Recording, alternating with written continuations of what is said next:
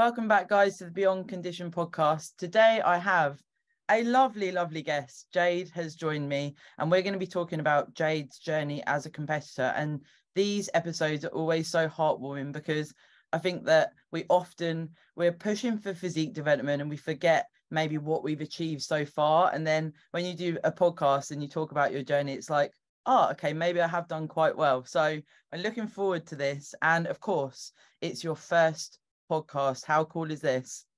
It is my first podcast, so thank you so much for having me. No problem at all. And you listen to the podcast yourself, don't you? I do, yeah. And we've had your coach on the pod, Josh, who is such a cool guy as well. I followed him for years, and having him on the pod was like, oh, this is almost like an out of body experience after following someone.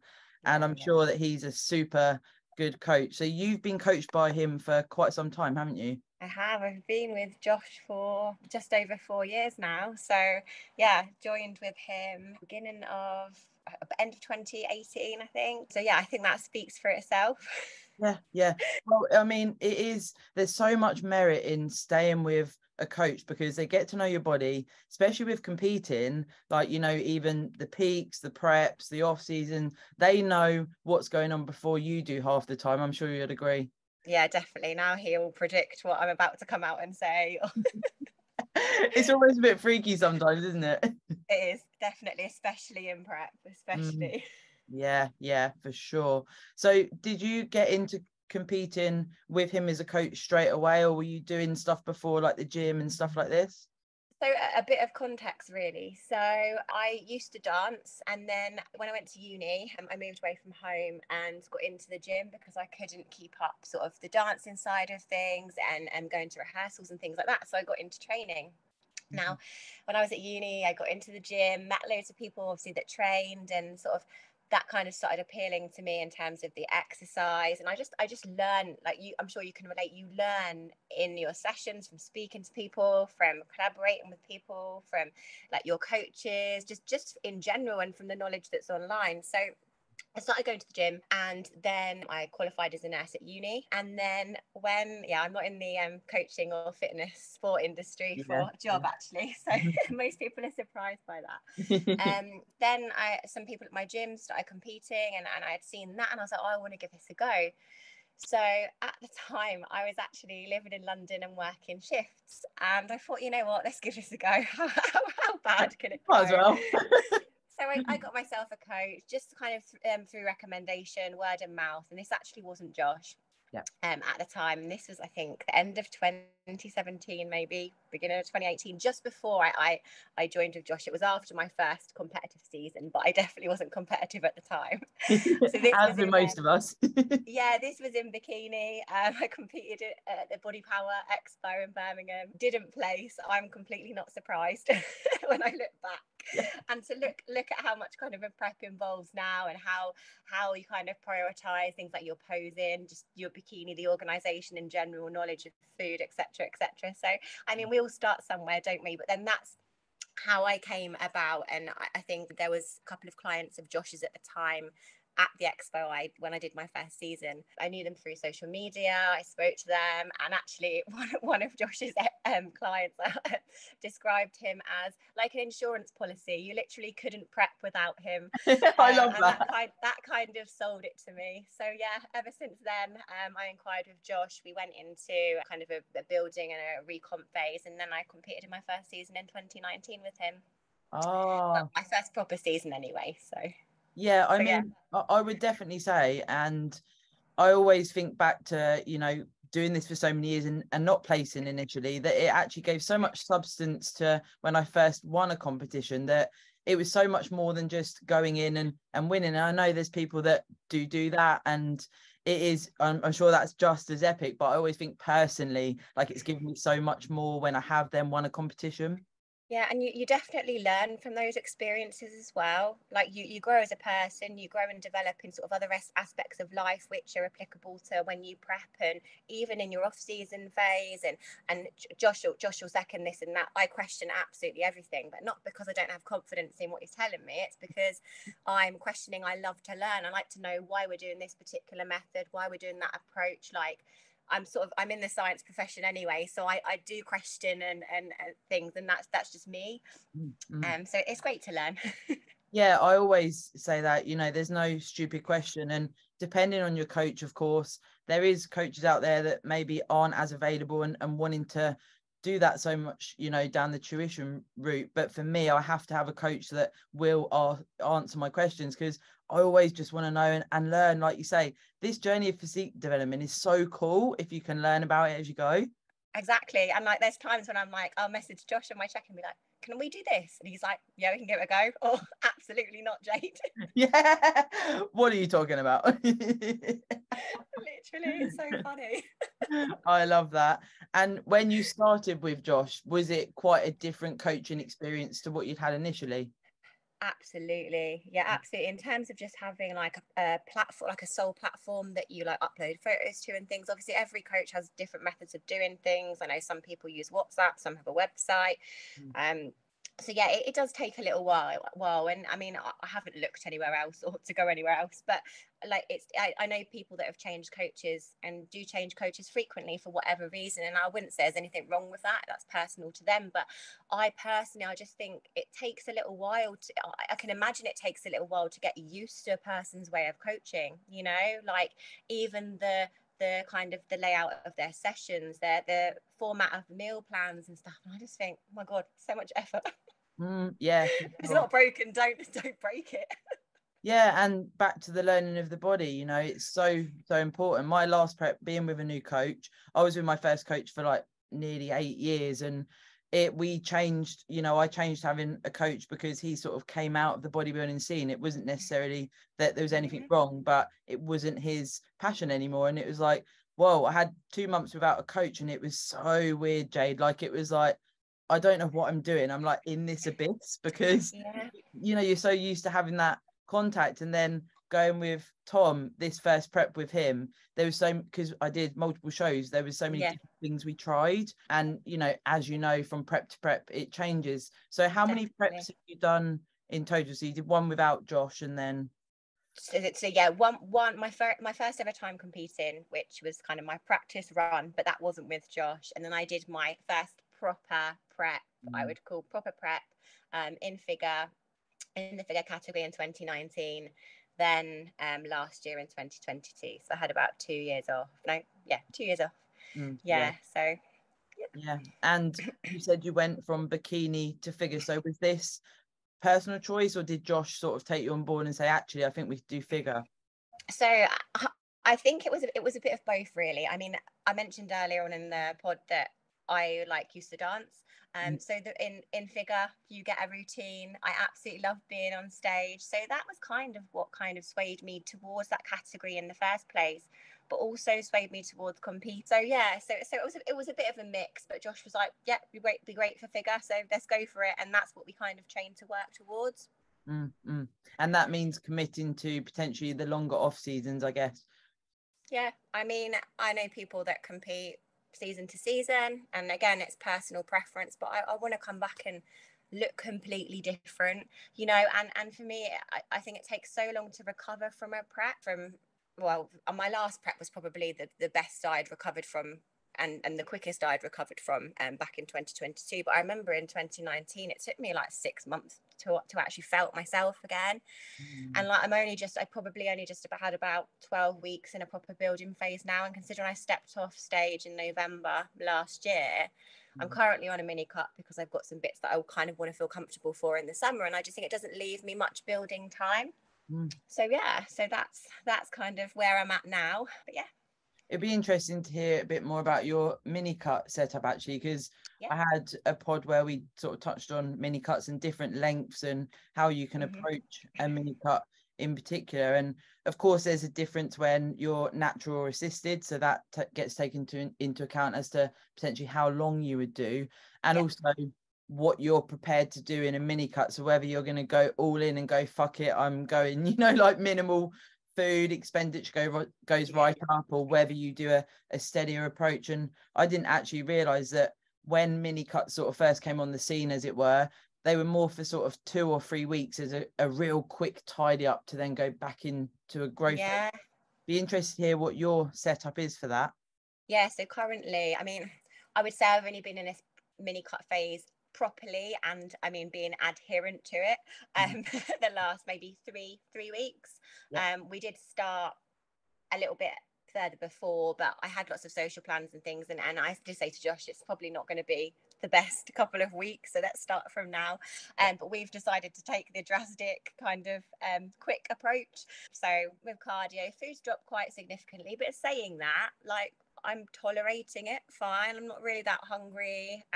So yeah, it's going really well. I think we're aiming to do another 6 weeks of that. As I said, my reason primarily for asking Josh to do that was because of social plans this summer. I don't think it's gonna. Well, he doesn't think it's gonna sacrifice my building phase too much. My strength is still high. We're not going to be a deficit for long. So yeah, come mid-June, that will be it done, and then probably go into maintenance for a couple of weeks and then push back up. But ideally, I do want to stay a little bit leaner. Yeah. When I sort of say bulk or build again, whatever phase people want to call it. Yeah, because sure. even though I was a lot better post show, when I stepped off stage in November, in terms of like my food focus wasn't as bad as it was, or as bad as it was in 2019. Yeah. Like I do think now I'm sort of in a proper routine and a proper structure. I feel like it's something I really, really want to take forward with me into the next building phase, so I don't get as big. Like I'm happy to like be uncomfortable, I'm happy to put on weight and get heavy. Like I don't have an issue with that. I'm comfortable in all phases, but like that's my next kind of goal, is just to keep a bit more structure. Because I did do some tracking on my Fitness Pal, did try a meal plan, but now I'm kind of in a kind of good routine. I'm going to try and take that forward Yeah, into the next phase. Yeah, I mean, I don't know about you, but this is my first longer off season, so I know it's going to be sort of a minimum of 18 months and potentially more than likely more. I found that post show, I still did the things where, you go out for some meals and whatever. And then I got to the point where it's like, actually, I quite like to stick within a certain sort of 2 kilogram, a different, go up and down a little bit, maintain a really good training focus and intensity. But I don't want to push up to, really uncomfortable at 6 months in, because it's like, where does that then go for the next 18 months, 2 years or whatever? And I guess it gets referred to as like a lean bulk, but more of like a get to a spot where you, like you said, you touched on, where you are recovered, you feel better, and then be like, I want to hang out at this and feel good, optimize recovery, things like this. And I just don't have that desire to be like, I just want to eat a load of shit food, if you know what I mean. Yeah, and I think I had that post showing that I did approach it with structure and with caution. And I'm not going to lie, everyone will probably know that I did eat outside of my meal plans and my macros. I said to Josh, I've definitely overeaten this week, I've definitely overeaten that week. But actually now, like looking back, like I was just saying, like someone said, do you want to go out for dinner? I was like saying yes. Like it's you have to say yes, you have to live. Like bodybuilding doesn't rule my life. Like in prep, I'm a robot, but outside of it, like as long as I get my training done, as long as I get my calories in, if I sometimes I'm eating a few more carbs or a bit more sugar, that's absolutely fine. Like at the end of the day, like I'm accountable week on week. I check in weekly with Josh, more frequently when I'm dieting or prepping. So that keeps me accountable. And that's going back to, like you said, when you didn't have a coach. Like I honestly, I don't know what I will do eventually when I stop competing. I probably will stay with Josh. No, so can I be a lifestyle client? Yeah, honestly, I don't know what I'd do without having that structure and that accountability. I really like what you said about your friend said it's like an insurance policy, because I've referenced it multiple times, that for me it's like almost when you have a phone bill or a water bill, it's like that's just part of your life, and you would make sacrifices to make it happen, because I just can't imagine not having that person, the person that's looking out for you all the time and wants your best interests at heart. Completely. I couldn't agree more. I couldn't even imagine not having a coach, just in general, like it's just I think it is like, if people have like a therapist or a counselor or whatever that structure is, and that's often what a coach becomes. And it's Josh is definitely a therapist. But it's so nice, isn't it? Because it's like your person. It is. No, definitely, definitely. And that's the thing. I think the longer you're with someone as a coach, I mean, I can only speak for Josh because I've not been with anyone else. I promise you he's not paid me to say that. So But Josh. but yeah, like Josh is a friend now, you know, like I can message him about other things, or like in my check-in, it's not just about, yes, I've adhered to my meal plan. Yes, my training's going well. If I'm having a crappy week with work or anything, I just vent, you know, and he responds well to that. So Yeah, yeah. so But it yeah, is. it's nice to have that. Yeah, yeah, for sure. And it was actually nice to hear where you mentioned there about you're not just a bodybuilder, you've got life outside of that. And that is generally a message, you know, you've got to look at this realistically. Okay, if you're a pro bodybuilder, you do it as a job, you know, your whole life is aligned with bodybuilding and that's what you want. Okay, fine. But for us, like, we're not being paid to be bodybuilders. We, Exactly. you know, we're doing this as like a hobby. It Yeah, is a hobby, and I know no one preps for fun. Well, I certainly don't. I prep because I want to win and I want to do well, and that's part of the reason I'm not going to waste. No, I don't say waste, but I don't want to prep this year because I don't feel like I would have bought my best or bought what I could if I just waited a bit longer. You mm, know, mm, so yeah. And if yeah. you know, if you want to be competitive, the undercurrent there is to be competitive, to look better. And if you're doing this sport to continue improving, then there is that element of needing to embrace that time away from Mm, stage. And that's something that I'm learning much more myself now, because I was one of those that would compete back to back. And it was like I was really. always living for the shreds. Like, you know, it's funny because when I look back, I do my longest off season was 10 months. And I do the doing that off season, like you say, eat the food, get bigger, embrace being bigger.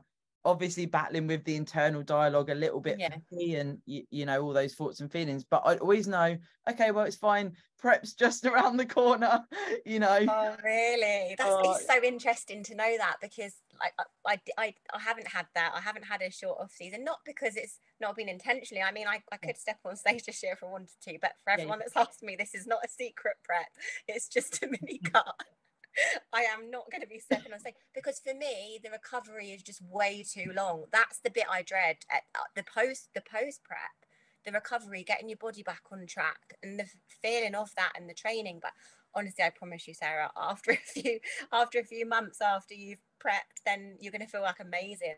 Like yeah, in terms of the building, it gets so fun.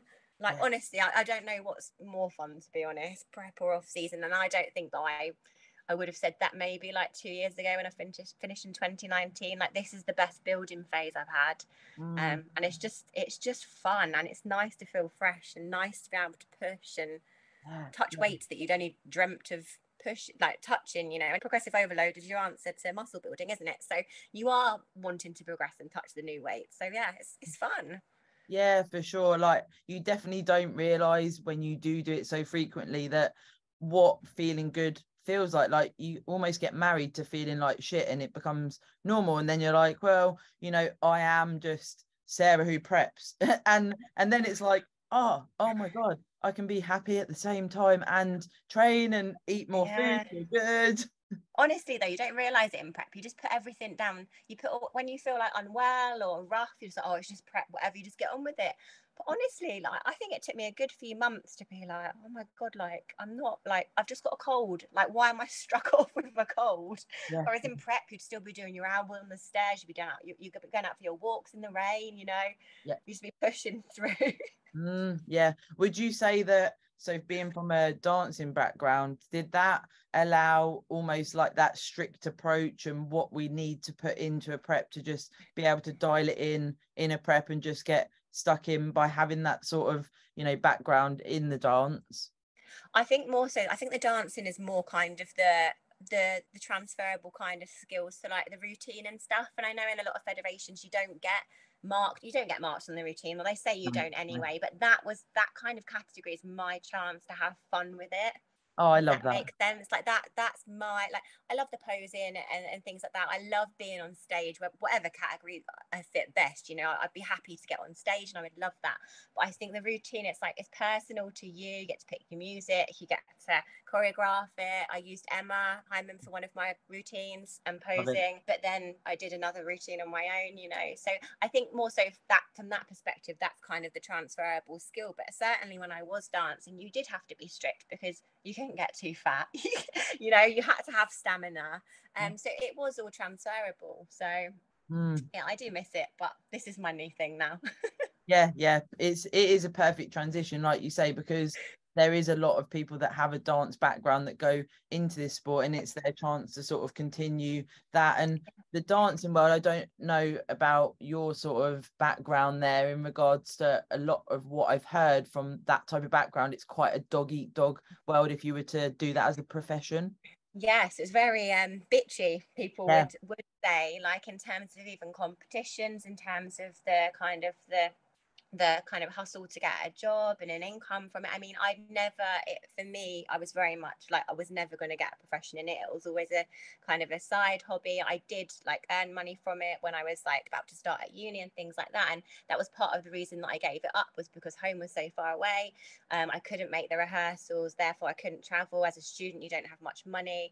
And Mm. then as a nurse training, I then had to complete my placement hours. So I was technically working like for free to qualify as a nurse, if that makes sense. So it just got a little bit too much. But it's a complete 180 in the bodybuilding world. And honestly, even in my first ever competition where I did bikini, like, I was not in condition. But like, everyone was just so nice, you know. And I've not had one show or backstage where I've had any like problems and it's a great sport to meet people. Like, everyone is so supportive.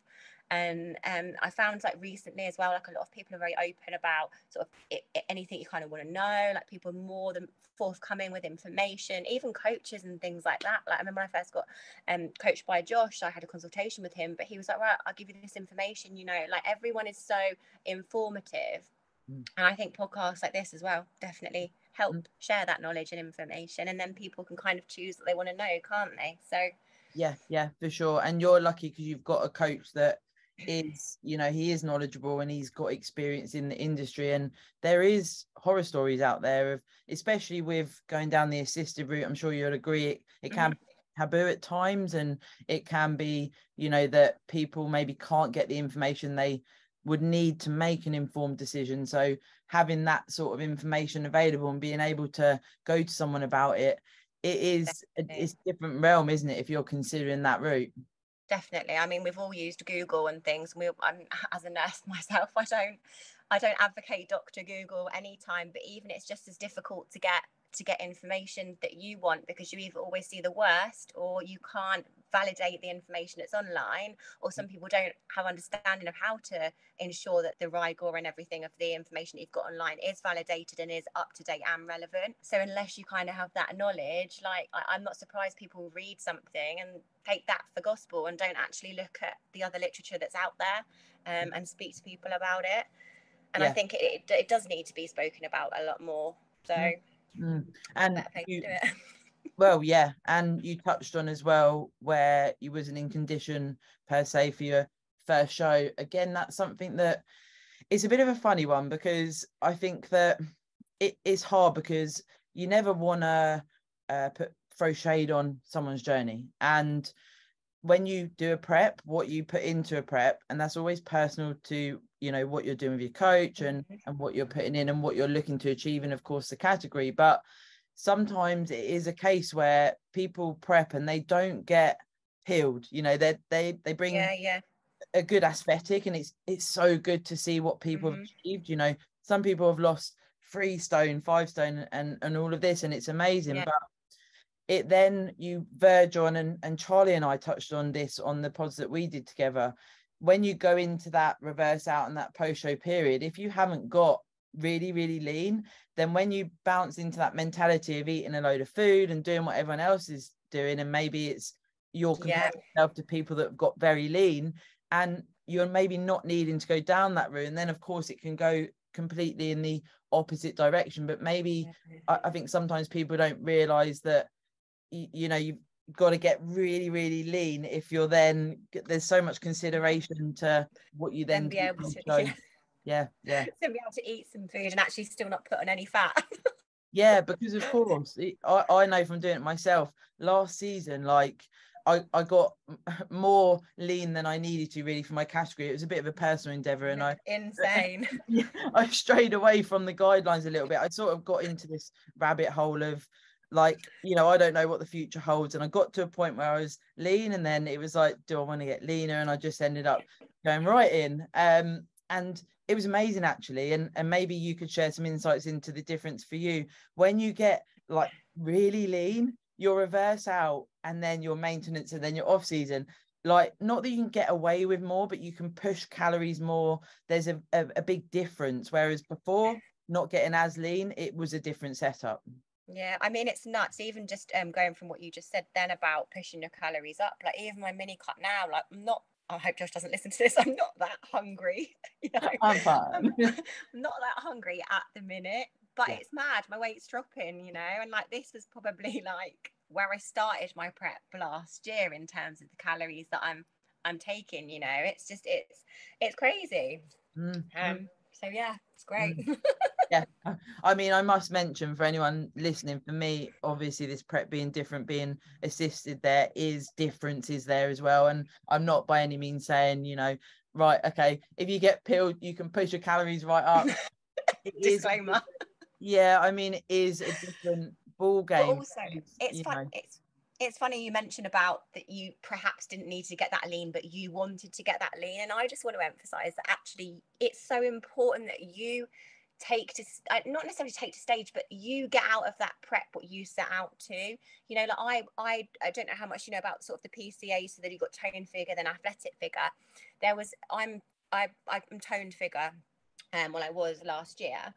And there's a very different level of muscularity between the toned figure category and the athletic figure category, but also there is that difference in level of condition, specifically in your lower, so like your quads, you'd have the separation and things.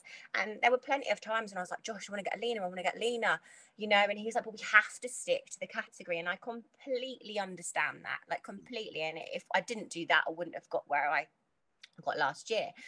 But also there was that element that actually I was so lean that actually even if I pushed significantly harder, I still wouldn't have been as lean as I needed to be, for athletic figure, because I wouldn't have had that definition that is required. But it is so important that, I mean, you don't go that far to only go that far. When you've done like a 20-week prep, if you want to get a bit leaner, but it's so important that you also fall within your category. So, but that's your coach's job to make sure that you do that, and if you're leaner, then you can always reverse out a little bit or fill back up, so it's better to be too ready than not ready at all, in my opinion. Yeah, for sure. I've actually spoken to people about adding time onto the prep and then facilitating, like exactly what you said there. If you get lean before your time, you can cruise into your show, and that's going to be a good thing. But it's like you said about not being in condition and things like that. Like that might have been down. That was down to many factors in when I first competed back in my first ever show. But actually, like thinking about it now, like I think if Josh said to me, look, I think we need to add another couple of weeks onto that prep for whatever reason, maybe there've been some influencing factors that have delayed my kind of progress in the prep, that I would be completely open to that. But I do know some people that would get really annoyed at that, and I think I'd rather step on stage. I don't think Josh would let me step on stage, or any of his clients step on stage, because at the end of the day you're being coached by someone. So if you're not bringing your best, they're also not bringing their best, are they? So yeah, for sure. And actually I remember conversations with my coach about when I was verging on too lean, inverted commas, for my category. We had this conversation and he was like, I'm happy to explore where this goes. And for me, because I've competed for so long, it was like this, I'd always wanted to get that pilled with more muscle. And I had to make that wholehearted decision. I spoke with Matt so many times and he said to me a few weeks out of the last one, he was like, if you continue going on this quest, then you're probably not gonna win. And then I was like, do you know what? I really want to compete. I've competed so many times. I just want to see what I look like, leaner than I've ever got before. And it, I don't ever want to, you know, say, okay, you should stray away from the criteria or whatever, Yeah. but like Yeah, we're you not said, saying that. yeah, definitely not, you know. But I just had it in my head, and I was so far in, like I said, I was in this rabbit hole. And you know, it does come with experience to a certain degree, and I just wanted to have fun with it. And I didn't know, you know, I thought maybe this could, I don't know who I'm going to be against on the day. Yeah. It may get awarded on the day. And it wasn't necessarily that it was completely away from what they might award, and they didn't award it, and that's fine, but that could sit with me. And I think, again, you know, when you're on this journey, being able to then look at, you know, maybe it's on the other end of the spectrum and you haven't got that lean, and you're saying, your coach is saying, I don't want you to step on stage, like you said, Josh wouldn't let you step on stage, and then you decide to step on stage. You've got to be ready for what may happen if you're not ready. Exactly, and that's the thing. And as we said, it's like we're not encouraging people to get as lean as possible, because the thing is, you're not judged on how, there's an element of you being judged on how lean you are, but it's not the most lean, it's not the it's the best package overall. It's, they don't judge you on your weight. Like, I'm guilty of going, oh, I've lost another kilo this week, you know, oh, my weight's going down, you know, but I actually stepped on stage, and my last show, 2 kilos heavier. There might have been some other influencing factors to that, but I did step on stage heavier, and that really messed with my head. Yeah. I was actually in better condition, but I was fuller, and yeah, it was mad. And my the difference in the look from show to show, like my weights were all, I mean, within 2 kilos, but were very different. And you're always striving for low weight, low weight, low weight. But actually, when I put my pictures together from the 5 shows I did, like, it's mad. I probably looked best at the NFM one, which was my second to last show. It's just crazy. Like, and I know everyone, I'm guilty of it myself, but people say you have to take your metrics and your weight with a pinch of salt, and you do. Like, even Josh said to me, from my first show to my last, he said, right, weight, we're just taking it with a pinch of salt, we're going purely by look now. If you look too full, then we're going to put it back. If you don't, you know, it's kind of, you have to kind of scrap that kind of when you're actually in that actual competition window. Yeah, for sure. It's such a mind warp. And I actually had a conversation with a client earlier with exactly the same sort of things you're saying there in regards to scale well. Now, she's a lifestyle client, but her background is a lot of restrictive diets and crash diets, and that is all ruled by scale weight. And then, you know, trying to then go on this physique development journey of training well, of losing weight steadily rather than like a shitload of weight, and then going off the wagon and putting it all back on and potentially more. Yeah. And that scale weight thing is really inside her head. And Matt and I then spoke about it, and it is something that it does get in your head. But particularly for us, what you touched on there, we don't get weighed on stage, so why are we so obsessed with it? But how do you not get obsessed with all of those metrics? It's really tough. And that's the thing as well, like in this industry, like we're used, well, it really depends on what length of prep that you're doing, and kind of what condition you're already in. But you get used to this fast rate of loss. So like, if you're not averaging like kilo loss, for example, a week, then you're like, oh my God, I'm not doing this right. But there's actually so many other factors. And actually, you might start your prep relatively lean. I mean, I never have. I might next year I haven't the either. first time. That might be something ticked off the bucket list. But yeah, you might start your prep relatively lean and not actually need to lose much, you know. So it's just, yeah, it's not getting fixated, and everyone's journey is unique. Everyone's prep and off season, there's no right or wrong, you know. Like, so I think like you said, like sharing that information, sharing people's experiences is gonna hopefully help, if not encourage people to ask. Yeah. And like you touched on earlier, the post-show period does get easier, per se, as you do this more and more times. I mean, was there some big things that you learned as you've gone on through your competitive journey in regards to post-show? Definitely. I think as well, like, even not even, well, I mean post each show, I definitely found the approach of not actually like buying treats and things. This last season I did not do that.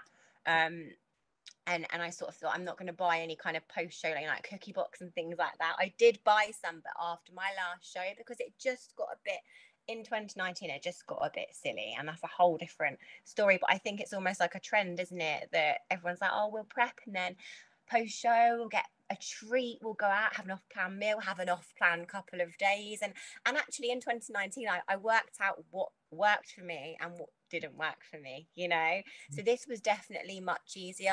I did say to Josh, don't get me wrong, once after my last show, I want to have a few days off and then get back on into structure. Still didn't adhere to it 100%, I won't lie, you know. And I did put on weight quickly, but then the rate of gain did slow down, you know. And Josh was there throughout that kind of journey, like to keep me accountable. Like I had more frequent check-ins. It wasn't just, right, you're back to weekly check-ins now after having daily check-ins for like 2 months, because that's how, when my shows were spread over, you know. I wasn't just completely abandoned. But also it's kind of, it's what you want. I'm happy with gaining weight quickly. It's not easy, but I am happy. My body just springs back in, like to kind of how it wants to be. I hold a lot of water naturally, you know, and that's just me, and I accept that. And I understand that if I do get a bit big, like I can have a quick mini cut and I can lose water quite quickly, because it's not fat a lot of the time, you know. It's a lot of water that you hold, it's salt, it's everything that you're eating. You're maybe not making the best choices post show. I certainly still ate, but I might have had like some oven food, you know, here and there, a takeout here and there, as you do, like that you have to live. So I think it's what you as a person can tolerate as well. Like I have some friends who are athletes that they maybe they don't want to put on much water, they want to stay relatively lean, and they will act according to that so that they don't put on loads of fat, and that's fine. So I guess it's each for their own, isn't it? But yeah, I've definitely learned, like next season, I'll probably do the same, in that my prep isn't finished until it's finished, if that makes sense. Because often that's why, probably why you touched on it earlier when you said whatever someone wants to call this phase, because it's off season, growth, whatever it is. And it's like, I don't know what it is. And actually some people get offended when you call it an off season, because very similar to what you're saying there, it doesn't mean that you're off, you know. It's not that you stop bodybuilding, you're just doing whatever the fuck you want, because exactly, you know, of course, in a prep, all of the things that you have to do, those boxes we tick and whatever else that goes into it, that doesn't just stop because you can have more food and the show's out the way, you know. Like the food will always be there, and I'm guilty of it. Like I have food focuses in prep. You get cravings, you're only human. But actually, going back on that, I did during my last prep, I think it was after the NFM show, so I only had, I think there was 3 weeks between the NFM and the PCA Worlds. And I said to Josh, I said, because I wasn't planning on doing Worlds until I had kind of done the NFM show. So I wasn't sure if the NFM would be my last show or the Worlds would be. It was kind of a last minute decision. And I said to Josh, because my family came to watch the NFM show and I don't see them that often, and I said, like, I really, really want to get takeout pizza. And he said, go for it. You got 3 weeks. That just threw me off. I really, really struggled. That my body, honestly, I was like, normally I can eat a pizza tonight, for example. I'm not going to, but I could eat a pizza tonight. Then come Wednesday, Thursday, I'm feeling like I do now, you know, fine, it's gone. I think because your body's not used to that kind of food, it ruined me for like a week. I was like, it was horrible. So yeah, I wouldn't recommend a pizza in the middle of shows, guys. Well, it's I probably should have made a better choice. Yeah, I think that sometimes, you know, it's something you've got to experience before you maybe know what the impact would be. Yeah, and reflecting on that now, I wouldn't do that again. And I was like, Josh, I really want a pizza. He was like, that's absolutely fine. But yeah, like it was difficult for me, so it's not something I would do again. And it's all about learning, isn't it? You try different methods, you try different things in this sport, as you do with any other sport, and if it works, it works. If it doesn't, it doesn't. And for some other people, it might, you know. I know people that have a pizza the day before a show. So that was my thought. As soon as you said that, I was thinking, you know, I've been around people.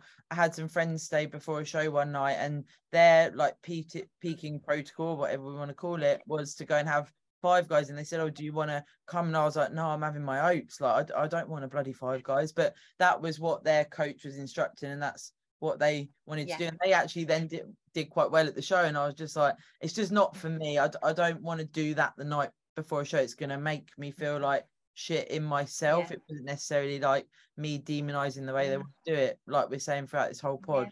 Everyone It's like does. with peaks, isn't it? Everyone does something so differently, and I think the more you do it, the more experience you get. But also with having the same coach, they get to know how your body responds to certain things. So Yeah. And how have you found with like external pressures or people around you being a bodybuilder, particularly in a prep and off season? We've touched on a little bit. How do you find it is with people around you? Are you able to communicate and just say, look, this is what I'm doing, or have you faced any struggles there? It's definitely got easier, I think. Actually, I joined. I started a new job. It back just before I started my prep in 2022, and actually it was interesting because obviously post COVID a lot of the working is hybrid, so actually I predominantly work from home now, unless I work clinically, so I wasn't seeing my teammates that, like my colleagues, that often. So I'd started my prep and they didn't actually realize that I was competing until after my first show in September, although they'd seen me in the office once a month because they didn't see me frequently. They weren't like, "Cool, you've lost like 10 kilos in the space of like 3 months." But yeah, no, they were really supportive of it. My family are very supportive. I mean, it's not a particularly new sport for me because my first show was like 2018, but I definitely from like my first prep with Josh, when people obviously it was new to me because it was a proper, I was following a proper prep plan method. I was adherent, I was very strict, whereas maybe I wasn't before, or as strict as I could have been. So certainly that, and it's a learning curve, isn't it? Like my parents, for example, like I think it's just the education side of things. Like if you're not in the sport, like for example, like I'd get my parents to make my chicken, but then my dad was like, "Oh, can you not put like olive oil in your salad?" And I was like, "Oh my god, no, absolutely not." But it's a learning curve for everyone else, isn't it, as well? But yeah, so I've, to be fair, I think we've all had challenges as bodybuilders, like with people going, "Oh, like why can't you eat this? Can you not just have one drink? Can you not just have one meal? Or can you not get a grilled chicken at a restaurant on prep?" And you're like, "Well, I don't know what it's cooked in."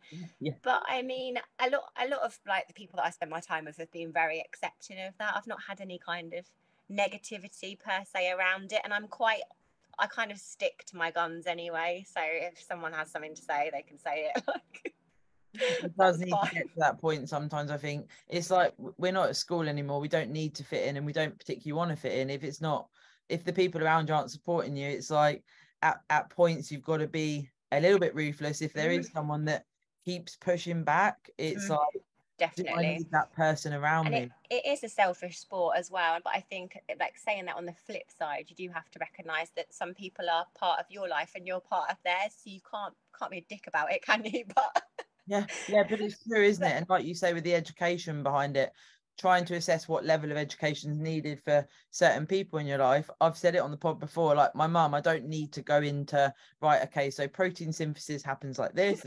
Like it's just not needed. Whereas just basically like, I'm going to lose weight. I need to lose weight. yeah, and I need to eat protein every 3 to 5 hours. I need to have some micronutrients, and I'm gonna have a Yeah. monster most days. But other than that, we're all good. Just make sure you got me a crate of monsters. I'm good. Yeah, for sure. And in this prep that you did, the first one with Josh, was it Yeah. different in regards to, so you got leaner? Did that make it feel harder than that first prep So, so my compared to? was my most recent prep harder than the 2019 prep? Yeah, You know what? And this is going to sound really backwards, but I found last year's prep easier yeah, because I knew what to expect in terms of the whole process leading into show day, post show as well. Like obviously everyone approaches it differently and your seasons are different. But I actually found it harder in the fact that I worked harder. I learned to work harder and push myself that little bit extra. So when I look back in 2019, I had a really good season. I was happy with how I looked at the time, but that was, my work ethic was nothing compared to my work ethic last year, and then when I prep again next year, because that's hopefully the plan, is that that's going to make my work rate last year look second to none, because I'm going to work harder then, and hopefully my body will be in a better position. I'll be on higher calories. It should hopefully be a bit smoother. So it's kind of a backwards answer, really. Like it was harder because I made it harder for myself, and I think you should always be looking to make it harder. You know, it's not meant to be easy, otherwise everyone would do it. You know, you're meant to be struggling, but it's working out those ways around it and how you manage that struggle, you know, whether that's talking to someone, whether that's going to Josh therapy, which I tend to do every day on prep, Honestly, you know, some of or the whether it is questions, pulling back and actually resting, you know.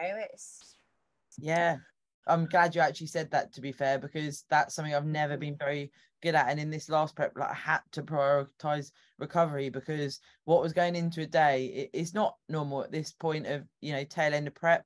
It is definitely not normal what you're doing. And then, you know, if you then compete against someone that has maybe prioritized rest or something else that may be considered as minutia in your mind, actually, if someone beats you because they've done that, or their nutrition's been a bit more prioritizing good food, stuff like this, if that's the caveat to you potentially placing lower, it's like no stone is unturned. Once you've competed once and then you've done well in the sport, you chase that, don't you? You want to be that winner's mindset through a prep and do everything you can for the outcome you're looking for.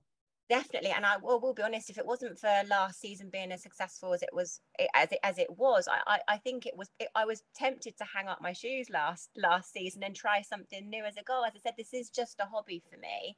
But last season's made me want more. You know, I went into each show, and I know you spoke about it. Was it with Tim Hunt on a couple of episodes ago? That you go into the show with no expectations, and I genuinely, that is so truthful coming from me, because I genuinely did.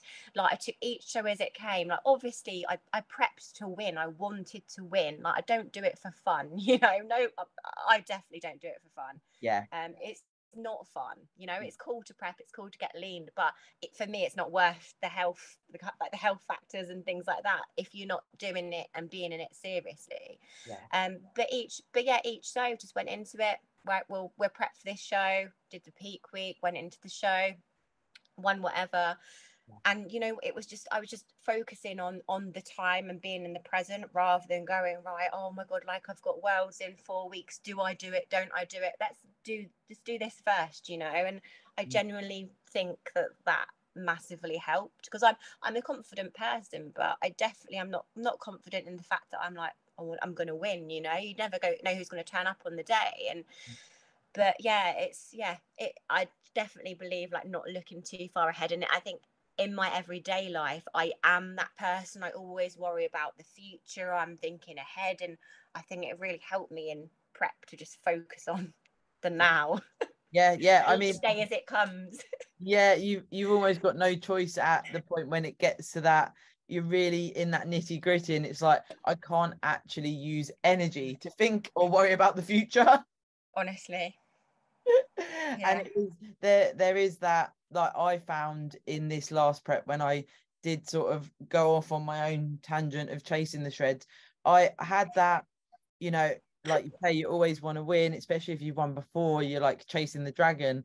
And then what's really nice of what you said there is, and it made me just think about that, is that if you're going into the show and you never really know who's going to turn up, right? So you never also, although there's criteria, you never 100% know if something's going to be awarded a bit more. So whether someone with a bit more condition or someone with a bit more muscle mass, whatever that may be. And I sort of had that, like I explained earlier, those moments when I had talks with Matt and my coach, and I was like, but it might get awarded. So actually, I'm going to pursue what I really, really want to do. Take a risk.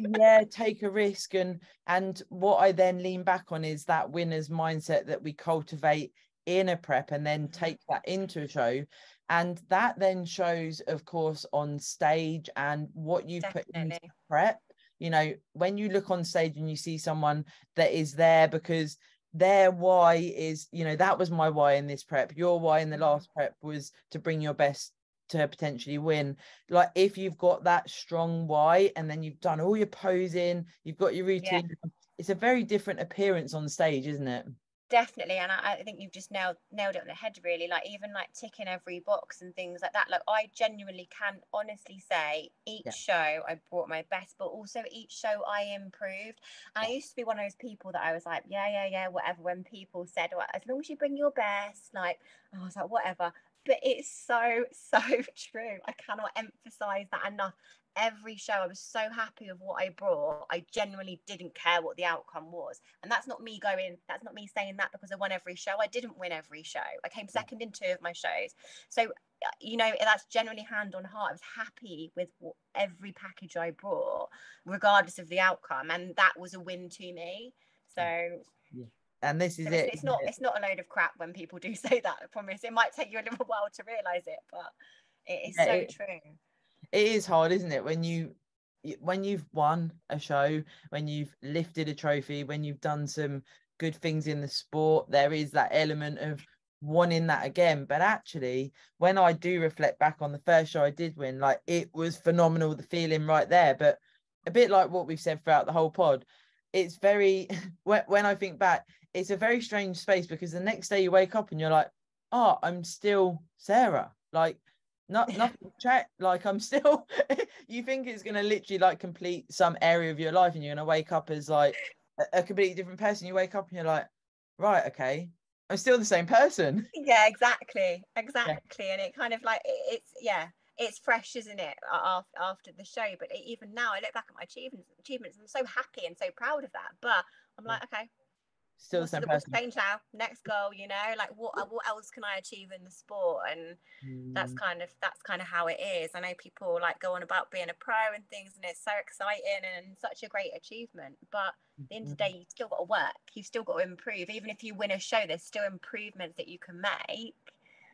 So even when it's, posing, stage presence, all of these things, like, I cannot say enough that I hear a lot of people say, oh, I'm good at the posing, I don't need to improve there.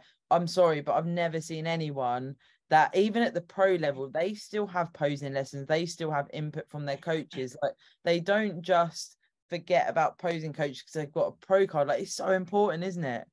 Yeah, exactly. No, completely. I couldn't emphasize it enough. I remember I had a posing lesson with Emma just before I started my prep last year, and I got to the point where I'd actually forgotten the transitions. I was like, how do you get from one pose to the other? And that's not really like me, but I did neglect my posing prior to that season, because obviously we had, like, it's not an excuse, but obviously we had the pandemic, life was busy, I didn't know when I was going to compete again, and if I was, to be honest, we didn't decide to prep for last season in 2022 until kind of the last minute. I didn't really have a clear goal. So that was what was nice about the outcome of last season, in that now that's kind of given me a clear goal to work towards now. And actually I've decided I don't want to hang up my heels, and I do want to do another season, So but posing, I cannot emphasize how important it is. Like, honestly, you work this hard to get conditioned.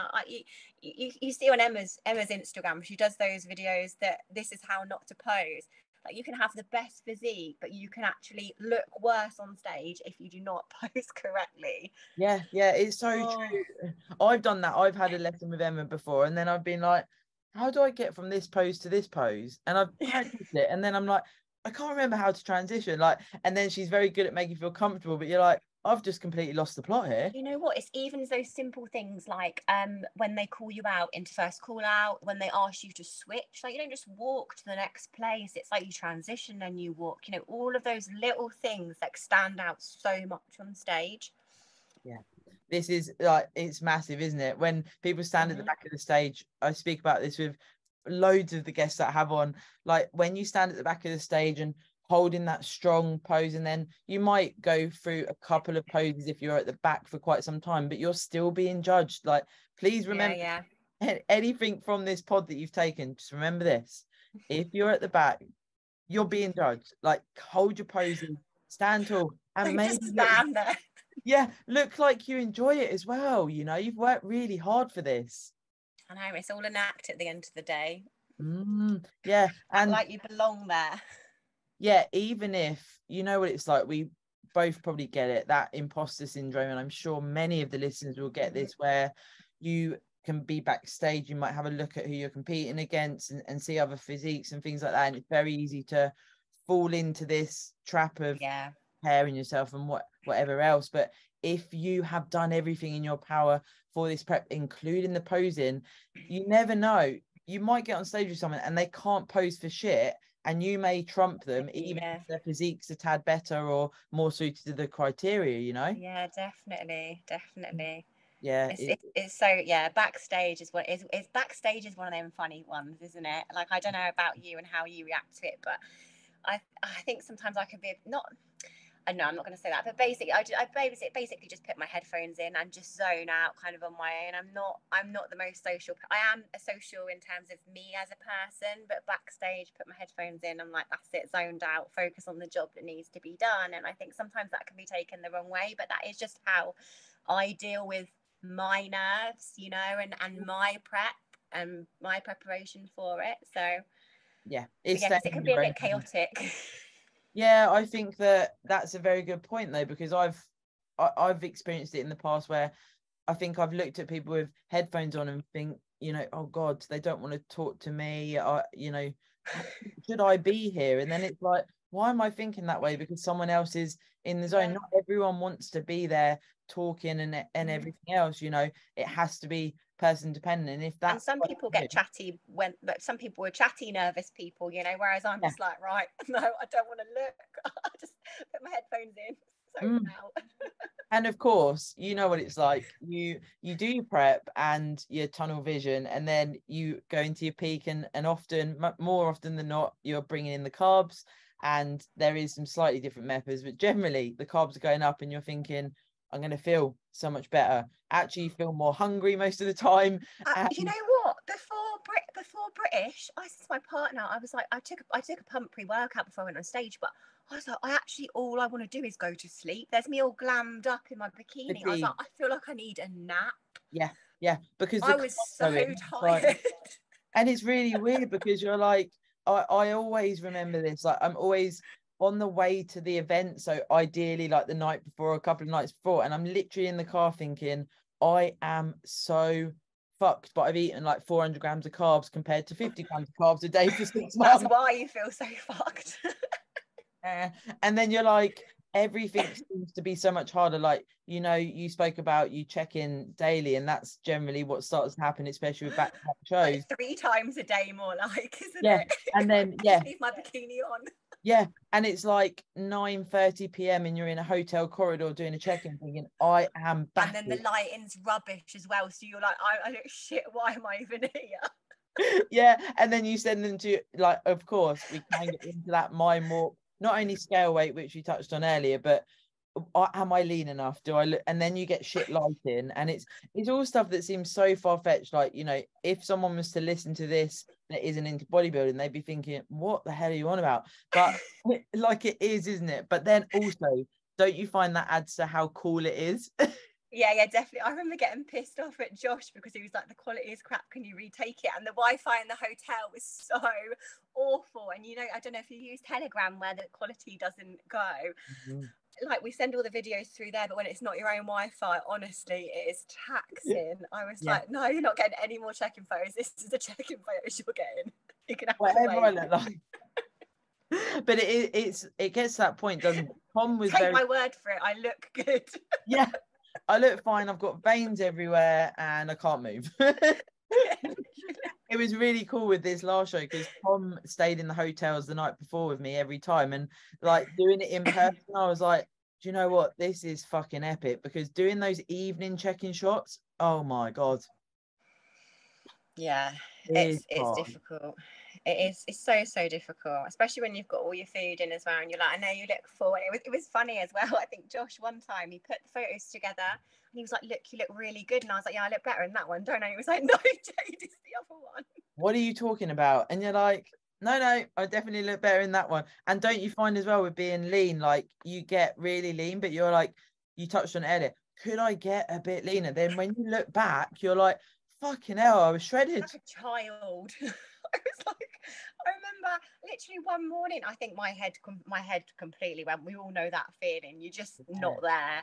Yeah. And then I think my partner, because he's a coach, he went out for clients in the morning, came back, and he was like, have you gone out for a walk? Walked into our living room and our kitchen, turned around, and was like, oh, have you gone out? And he's like, oh God, you're on the sofa. And I was like, in tears. I was like, I don't know what I'm doing now.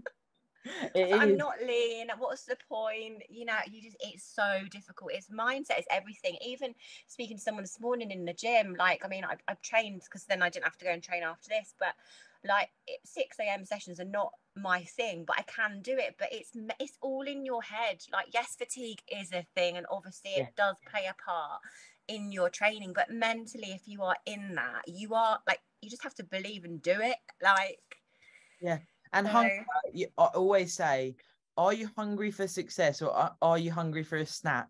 Because if you have a snack or you have a little extra when you're debatable. Yeah, I mean, when you're in a prep though, you'll agree, if you give in to having more food, whether that's a snack or a meal or whatever it may be, and if you feed that, you're not going to be satiated from it, and you're going to pay for that. And you know what, when as well, like, I've been there, and I'll hold my hands up, I have done it before where I've had that little bit extra, and you think, actually, it's not harmed me, so I can do that again, and I can afford to do that.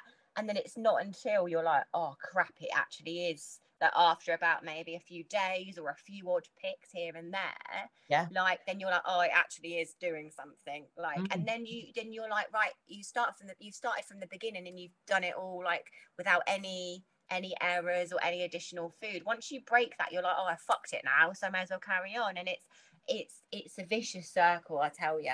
But also that is the important thing about having a coach you feel you can speak to, like. And I think a lot of people, like, I mean, I'm not the only one that's not broken a diet, but I mean, you can call it that, or had a bit extra or whatever, or not eating my meals. Like, I've always trained, always done my cardio, but the further into prep, the more challenging it gets, and that's how it's going to be. But I think a lot of people think their coach is going to tell them off, and I can't speak for other coaches, but for me, speaking to Josh was the best thing that I could have done, because he said, you can still bring your best, but we need to stop now, and we need to get back on plan, and like, you need to speak to me. And that's, for me, that was an ideal way of managing it.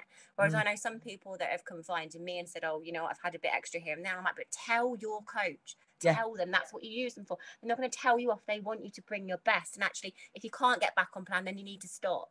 So it is that thing, and it is that harsh reality. And I've been on the other end of it. I really have, saying to Josh, right, I've lost my head. I need to sort it out. I need help me. What can we do? And and it worked. So everyone is just so different. Some people don't like to communicate like that, and some people don't like to be not spoken to like that, but don't like the honesty, you know. Whereas I'm like very cutthroat, like, it's either black or white. Like, tell me if I'm not going to be ready, tell me if I fucked up, like, that's fine. Because most of the time, you know, if you had something like a snack or whatever, I say, you know, don't go into that mindset if it happens, right? Like, most of the time, or all of the time, unless you go on a serious binge and whatever, you can rectify it by the next day. If you could then track that food and you went over, you could deduct it the next day or the next. And that's the thing. Maybe you've eaten something that isn't on your plan, but actually, if you've eaten it, track it in, like you said, track what you've eaten, and just own it. It's wipe the clean, this like slate clean. I can't talk today, it's about monster. Wipe the slate clean, start again, you know. Like, one little thing is not going to hurt, but needless to say, it's a prep for a reason. You shouldn't be doing that. But I think when you're balls deep into prep for 20 weeks, and then you're basically stage lean for 8 weeks, I'm not surprised that people lose their head. And looking back at it now, it is quite scary, actually, because that's all you know at that time. It is. And there is so much in just sitting with, like you said there, with mindset is everything. Sitting with, I'm gonna be hungry, and this is why embrace it, make it harder, you know. And that's why I say hungry for success over hungry for sex. you're not going to avoid the hunger. And I remember Josh saying this to me, so you're not going to avoid the hunger, you're going to be hungry. You got here for a reason, you're able to do worlds for a reason. Now sort it out, you know. And he was like, I'm here, like, you know, it's not the daily check-in, you get to talk to him, he's readily available for his clients, and that is one thing that is great about Josh, is that he is always there.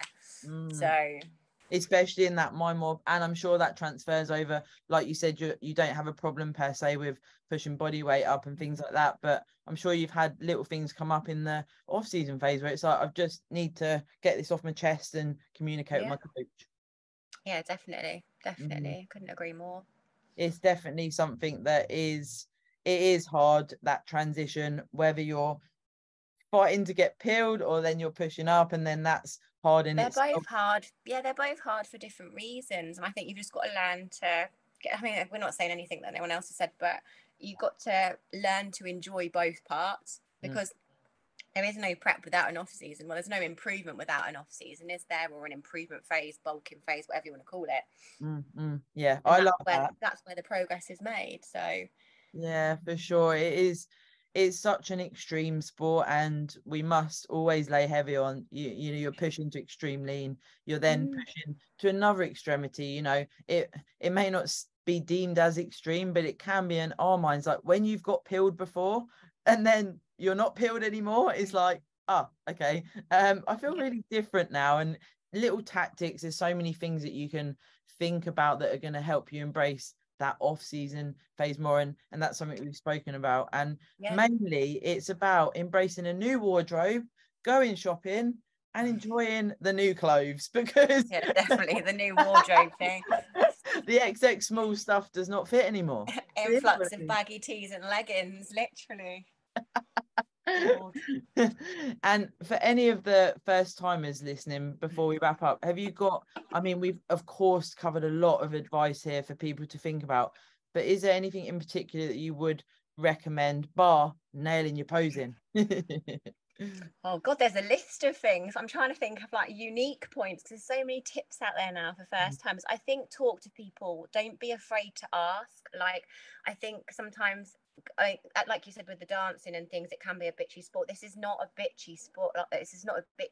Like, I've never had a bad experience within this sport, and I think sometimes people might come across as not approachable, but definitely ask, because I think my experience with this sport is that people are willing to share information, and their advice may not necessarily be the best advice, but it's good to understand what's worked for some people, what hasn't worked for other people. But don't also be too easily influenced. If someone is suggesting something, maybe then speak to a few other people about it to get some more advice, and just be safe, because as Sarah said, it is an extreme sport and it is unhealthy. It is completely unhealthy. So you need to be taking that time to actually make sure that you are safe and that you're healthy as well. And also just enjoy it. Go in with no expectations. Like my first show, I literally was just crazy, but that's made me kind of the athlete who I am today, and it's got me where I am today in terms of this sport, and it's given me a clear kind of goal to move forward. I love that. Very, very nice to just consolidate what we've said. And of course, doing this sport for yourself is so important, because it does give you that drive to facilitate embracing all the different phases that we've spoken about today, and of course pursue improvement and continuing the path into the rabbit hole, wherever that may lead you, whether that's you learn a lot about yourself as well, and it's transferable to other aspects of life. So it's definitely great. It's a great sport. Yeah, it's a crazy sport, but we like being the weird ones. Well, I certainly I like to be there with my Tupperware. Why are you eating out of Tupperware? I'm a bodybuilder. Love it. Well, thank you for coming on, Jade. It's been super. No, thank you for having me. No, it's been awesome to have you on as part of the female empowerment series as well. So very exciting to bring this to the series, and thank you so much. If anyone does want to reach out to you, so you touched on speaking to others, is your DMs open for? Of course, yeah. If anyone does have any questions or wants me to expand on anything that I've said today, then I'm more than happy to either point you in the right direction or answer myself if I can. Thank you so much. You are a legend, and I will speak to you very soon. Definitely. Thank you for having me. Bye. Bye.